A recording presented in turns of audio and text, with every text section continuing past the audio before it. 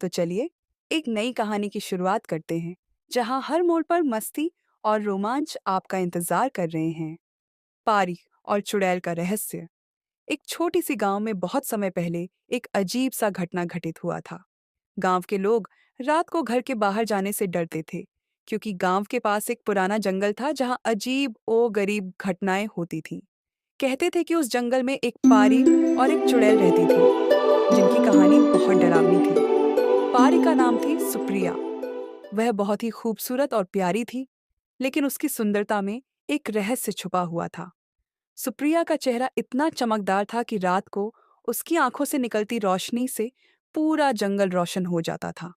लेकिन इस रोशनी की वजह से गांव के लोग उसे डरकर भाग जाते थे।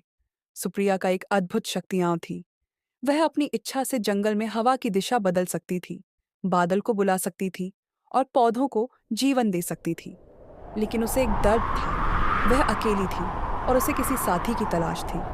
वहीं चुड़ैल का नाम था माया। माया पूरी तरह से काली शक्तियों से घिरी हुई थी। उसका चेहरा डरावना था, उसकी आंखें आग की तरह जलती थीं और उसका शरीर हमेशा राख जैसा काला था।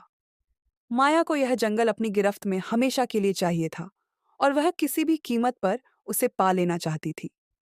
उसे यह पता था कि सुप्रिया के पास एक शक्ति है जो उसे इस जंगल पर पूरा नियंत्रण दिला सकती है। लेकिन माया की एक कमजोरियत थी। वह बिना चुड़ैल की शक्ति के सूर्य की रोशनी में आकर मर सकती थी। एक दिन माया ने एक योजना बनाई। उसने जंगल में एक अजीब सा जादू किया, जिससे एक भयंकर तूफान आ गया। इस तूफान में सुप्रिया की चमकदार रोशनी भी गायब हो गई। सुप्रिया ने देखा कि माया उसे हराने की योजना बना रही है, लेकिन सुप्रिया के पास भी एक बहुत बड़ी शक्ति थी, सच्चाई और अच्छाई की शक्ति। वह जानती थी कि अगर वह अपनी पूरी शक्ति का उपयोग करेगी तो वह माया को हरा सकती है। माया और सुप्रिया की भिड़ंत जंगल में हुई।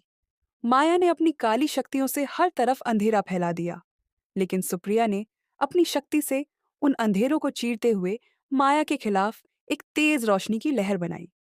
जंगल में घना अंधेरा और चमकदार रोशनी के बीच एक भयंकर युद्ध हुआ। सुप्रिया ने माया को देखा और कहा, तुम अपनी काली शक्ति से मुझे नहीं हरा सकती। तुमसे बेहतर तो वह अच्छाई है जो हमेशा हर अंधेरे को चीर देती है।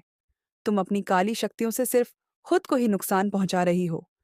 माया को यह समझ में आ गया कि वह सच्चाई और अच्छाई के खिलाफ नहीं जा सकती। उसने अपनी काली शक्तियां छोड़ दी और सुप्रिया से माफी मांगी।